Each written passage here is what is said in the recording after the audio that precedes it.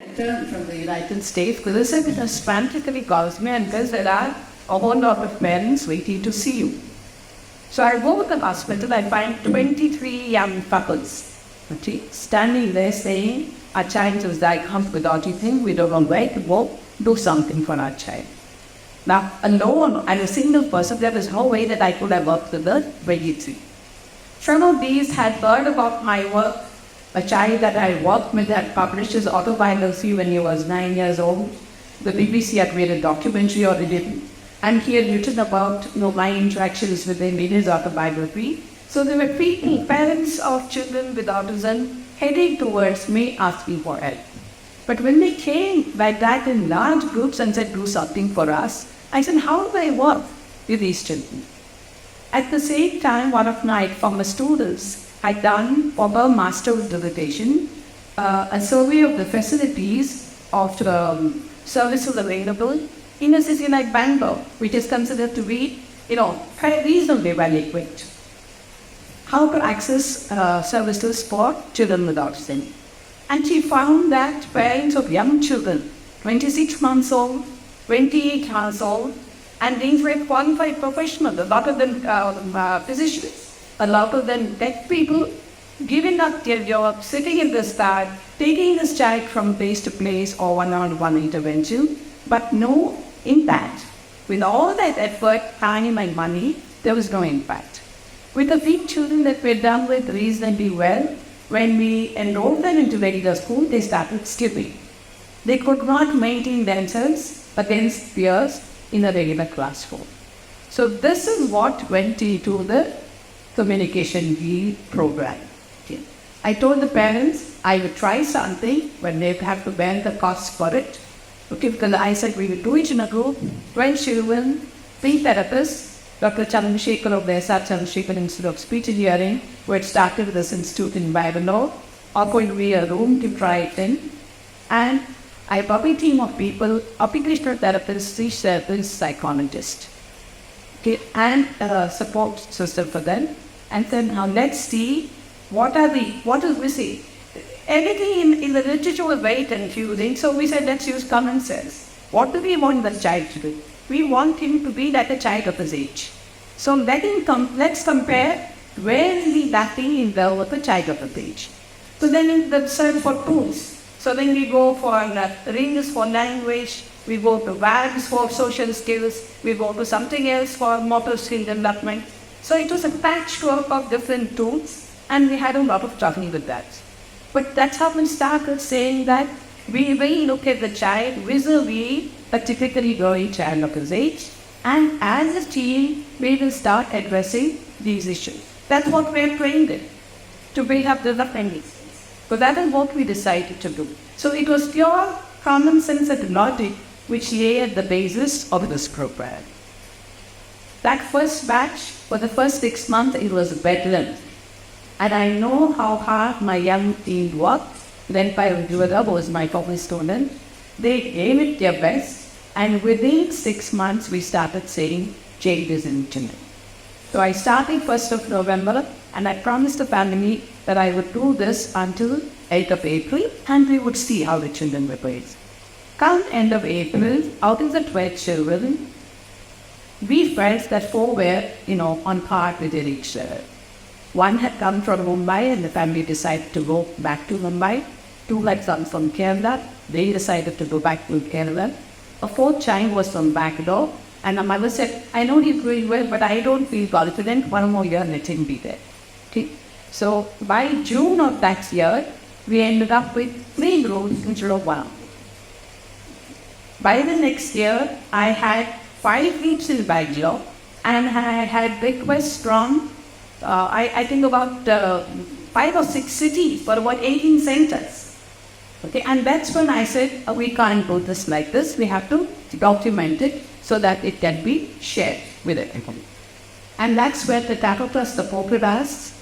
We developed the communication team developmental checklist, norms from India, Indian children, hygiene suitable items from India, across the board, all the different areas, and subsequently developed simple intervention manuals which a therapist would use. Our first thing was to actually help the therapist because, we are trained in our intervention in our colleges, but seldom do we have that monitored, intensive kind of training because the coaching goes on from department to department. So we won't get this cohesive kind of training. And that's not the difficult area because it's long-term, it's intensive, it's slow. But those initiatives that we took at that time, I think paid very large dividends. So we could, with the support of the Tata Trust, we field tested all of this and then documented, made it available to our therapists and our families, and then we found therapists across the country, relying on them. So that became another side issue there. So this is called the CDDC. I don't know how many of you are familiar with it. I will share one example of it. CDDC stands for the Communication Developmental Checklist. And we raise intervention, all our intervention manuals are also linked to this profile. But as we worked with the children over the years, we started recognizing a lot of other issues with the children. First, we went tested the development skills. One of the first things on the first prerequisite is learning skills. Okay, we never paid focused attention to joint attention, sharing, compliance, and those kinds of things. So we found that while a substantial proportion of children were moving as we expected then, some of the children, in spite of our best efforts, were not picking up skills like we have expected them to. And then when we explored that, we found that what was interfering were the prerequisite learning skills. They were not able to sit in a place, they were not able to attend jointly with somebody else, draw attention to what they wanted. So we started assessing that separately. We had a quantified tool, and we developed another program to support if they are in the learning skills. Another issue, generally, when you assess the child, you find that it's not just speech that was not there, even your resistive language processing is not quite on par in the age of the child. So we had seen that, but in intervention what we see is that catches up very quickly when you real the child is got therapy. And in the majority of the children, the expressive language skills also start. But there is a certain portion of the group of children where, despite everything else moving, the child doesn't start speaking. Okay, this is a child with ASD, the non-verbal child with ASD. And if you look at the literature, if you look at the older literature, you would find about 30 to 40% of children, 40 to 50% of children with ASD were seen as being non-verbal and with intellectual disabilities. Now, if you look at the current literature, the trend has changed.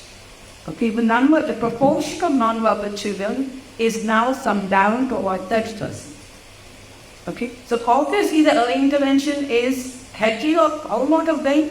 Numbers are coming down, but we have not solved the dropping fully. And I strongly believe that this is due to practice disorders, verbal dyspraxia.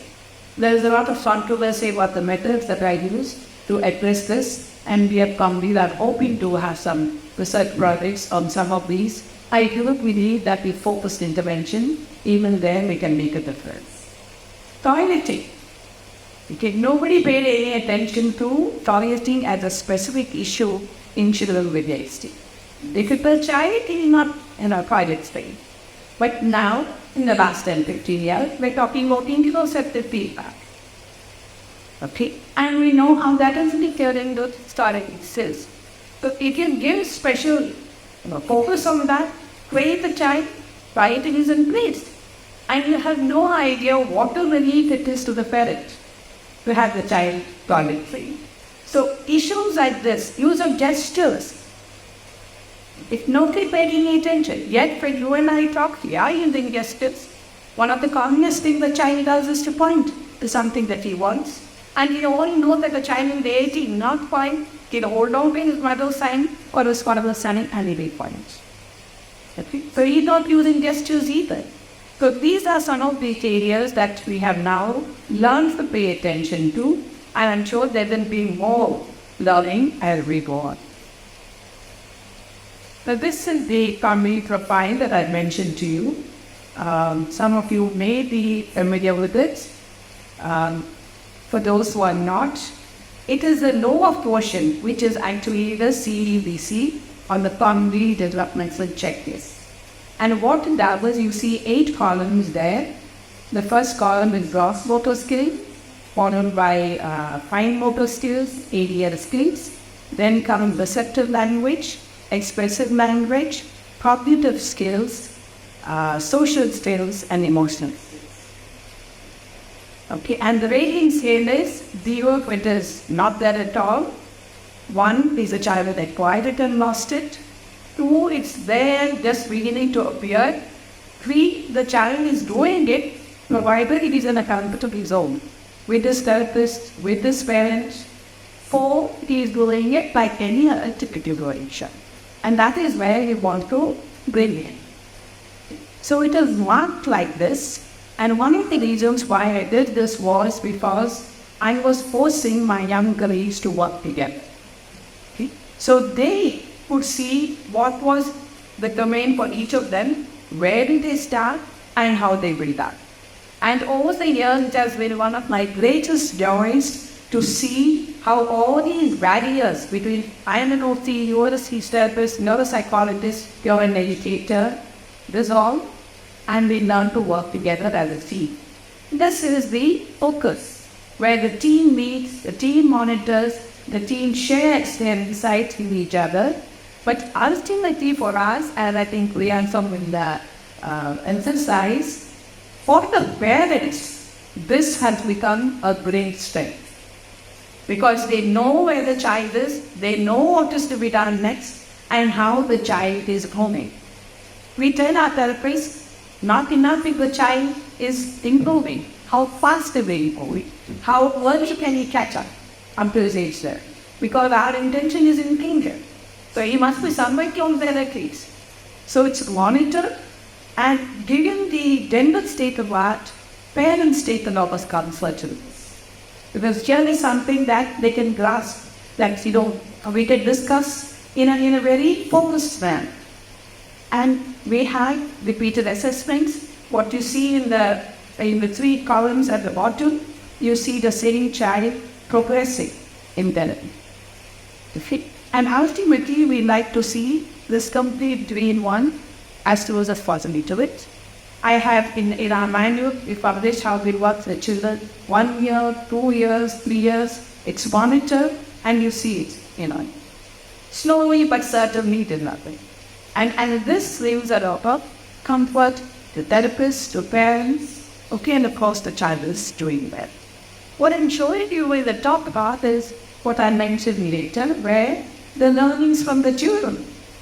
Feeding issues. Everybody talks about children with ASD, picky eaters. You don't eat this, you won't touch that. But nobody pays attention to why doesn't he want to eat this. So that is again something that we picked up. Why working with the children? So we oral motor issues or the TLS or the sensory issues. Over a period of time, we learn to identify these things. We learn to put together tools, get some normative data, and then make intervention programs. And this is the continuous process that goes on. I'm sure there's all not for us to tell that. So that is what led to our setting up for communicates, where all of these ingredients material that came from our experiences with the children, which we did it over and published. Easy to use language, locally available material, locally affordably cost. You buy a manual from the West, it costs 3,000, 4,000 rupees for a single manual. Okay. So these are, and I would say, much less than half the price. And it's in Indian languages, it's used Indian materials, and finally. So this is a continuing progress too. None of this was planned. I think it took us by it with its own momentum.